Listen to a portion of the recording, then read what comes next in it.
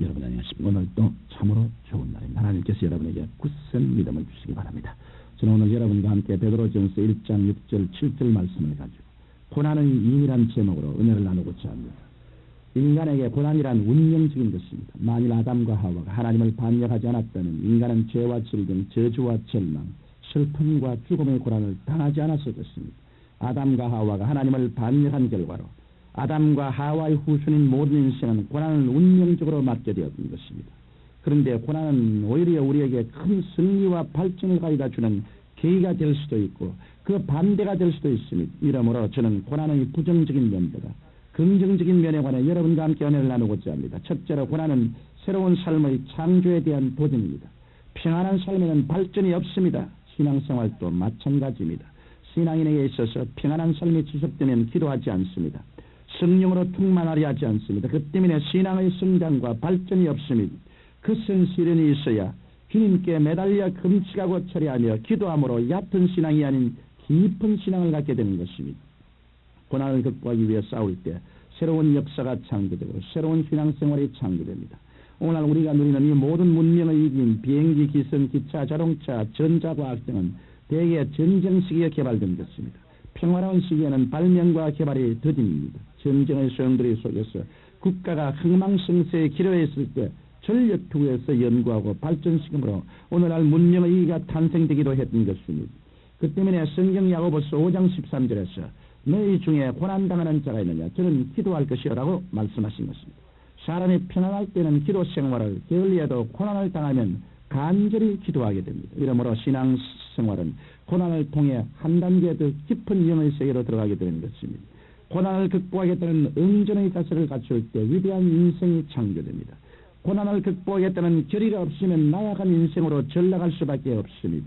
우리는 고난이 다가왔을 때 우리는 이것은 삶을 창조할 수 있는 계기로 삼고 하나님께 기도하면서 할 수 있게 되니 무슨 말입니까?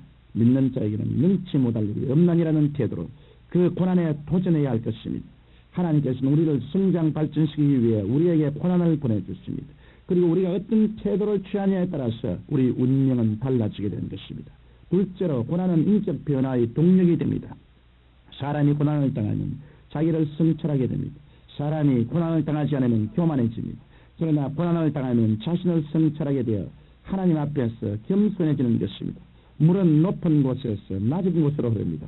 하나님의 은혜는 하나님 앞에서 낮아진 사람에게 임하는 것입니다. 그러므로 고난이 다가왔을 때 자신을 성찰하고 하나님 앞에서 겸비한 자세를 취하는 사람은 축복의 그릇을 준비하게 되는 것입니다. 그뿐 아니라 고난은 자아를 깨뜨리는 계기를 마련해주고 하나님을 의지하게 해줍니다.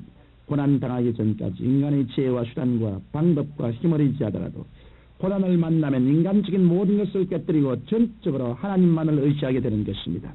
이러기 때문에 고난은 우리로 하여금 깊은 신앙, 즉 순종하는 삶을 살게 해줍니다. 성경은 예수님께서도 바르신 고난에서 순종함을 배우셨다고 말씀하셨습니다. 이러므로 평안한 삶을 살면서 나는 하나님도 믿지만 내 힘도 믿고 내 청춘도 믿고 내 재물도 믿는다라고 하던 사람은 고난을 당해보 모든 것이 산산조각이 나면 어린 양처럼 주님 앞에 나와 주여 뜻대로 하겠나이다라고 순종하게 되는 것입니다. 조각가는 정으로 아무런 모양이 없는 돌을 찍어냅니다. 금속성 소리가 나고 파편이 튀고 먼지가 나면서 돌의 모서리가 튀어나가면 나중에는 아름다운 하나의 예술작품이 완성됩니다. 인간적인 것들이 찢겨나가는 아픔, 그 고난이 없이는 그리스도의 형상이 나타나지 않는 것입니다. 셋째로 고난은 강인한 인격을 만듭니다. 평안에 젖어 살면 온실에서 자라는 화초처럼 인격이 유약해집니다. 강인한 인격으로 성장하기 위해서는 고난의 훈련을 받아야 합니다. 그래서 자식을 키우려면 여행을 보내라는 말이 있는 것입니다. 여행을 가게 되면 집에서처럼 평안하지 못합니다. 고난이 뒤따릅니다. 그러나 그 고난을 통해 강인한 인격을 갖게 되어 사회 진출에서 무슨 어려움이 닥치든지 그 어려움을 이기고 나갈 수 있게 되는 것입니다. 이와 같이 고난은 신앙의 밥의 역할을 합니다. 밥을 먹지 않는 사람이 연약한 것처럼 고난을 먹고 소화시키지 않은 신앙인은 약할 수밖에 없는 것입니다. 역경을 많이 당하고 기도를 통해 그 역경을 이긴 신앙인은 강인한 힘이 있어 어떠한 경우에라도 파멸당하지 않습니다. 그러나 평안하고 안락한 가운데만 있는 신앙인은 강인한 힘이 없어 갑자기 큰 시련이 닥치면 그 시련에 함몰 당하고 마는 것입니다. 이 때문에 하나님께서는 당신의 일을 맡기려는 사람들에게는 고난의 파도를 지나게 하십니다. 아브라함, 야곱, 요셉, 모세 등은 고난을 통해 강인함을 얻고 위대한 신앙인들이 된 대표적인 성경상의 인물들인 것입니다. 이러므로 잠시 고난을 당한다고 해서 나는 이제 끝장이다, 나는 버림받았다, 하나님께서 내 기도는 응답하시지 않는다라는 염려하고 부정적인 말은 하지 말아야 합니다. 그럴수록 하나님께서 강인한 신앙인으로 키워주실 것을 굳게 믿고 기도로 이겨나가야 하는 것입니다. 나무나 풀이나 꽃은 어디에 가나 있습니다. 그러나 금이나 은이나 보석은 땅을 파고 들어가야 발견할 수 있습니다. 여러분이 믿음, 소망, 사랑을 얻고 하나님의 은총을 받으려면 표면적인 삶을 파헤치고 깊은 신앙 속으로 들어가야 합니다. 표면적인 삶이 파헤쳐질 때는 큰 고통이 따릅니다.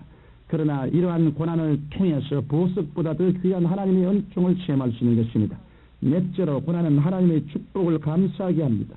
우리 인간의 질병의 대다수가 스트레스에서 온다고 합니다. 그런데 그 스트레스를 없앨 수 있는 방법이 있습니다. 그것은 하나님께 감사하는 것입니다. 우리가 날마다 하나님께 감사드리면 우리 마음에 평안이 넘쳐나 스트레스를 극복할 수 있습니다. 그리스도인들에게 있어서 감사는 얼마나 귀한 특권인지 모릅니다. 똑같이 고난을 맞아도 세상 사람과 그리스도인과는 고난에 대한 태도가 다릅니다. 세상 사람은 고난을 맞을 때 원망하고 불평합니다. 그래서 마음에서부터 병들기 시작합니다. 그러나 그리스도인들은 하나님의 축복을 깨닫고 감사합니다. 병들어 봐야 건강의 고마움을 아는 것처럼 고난을 당해보면 하나님의 은혜를 깊이 깨닫고 하나님께 감사하게 되는 것입니다. 고난이 우리에게 다가왔을 때 우리는 하나님의 은혜가 정말 귀하다는 것을 알고 깊은 감사를 드리게 되는 것입니다. 그리고 감사를 통해 마음의 평화를 얻고 고난을 이겨나갈 수 있는 것입니다. 계속된 고난은 인간을 파멸시킵니다. 그러나 계속된 축복도 인간을 위태롭게 합니다. 그 때문에 하나님께서는 우리에게 고난과 축복을 번갈아 주시는 것입니다. 우리가 이 고난과 축복에 잘 대처하면 우리는 이 땅에 살 동안 소금과 빛의 역할을 다하며 승리하는 삶을 살 수 있는 것입니다. 사랑하는 청취자 여러분, 고난은 새로운 삶을 창조하는 계기요, 인격 변화의 동력이요, 강인한 인격을 만들어주는 동기요, 하나님의 축복을 감사하게 하는 힘이 된다는 사실을 잊지 말고 고난이 왔을 때 하나님 앞에서 올바른 마음의 자세를 취함으로 위대한 신앙인들이 되시기를 주님 이름으로 축원합니다. 살아계신 아버지, 고난, 풍파, 역경은 우리를 멸하러 오는 것이 아니라 우리의 밥이 되어 우리에게 더 강인한 신앙의 인격자를 만들기 위해서 오는 것이므로 범사에 감사하는 우리들이 되게 도와주옵소서. 예수님 이름으로 기도합니다. 아멘.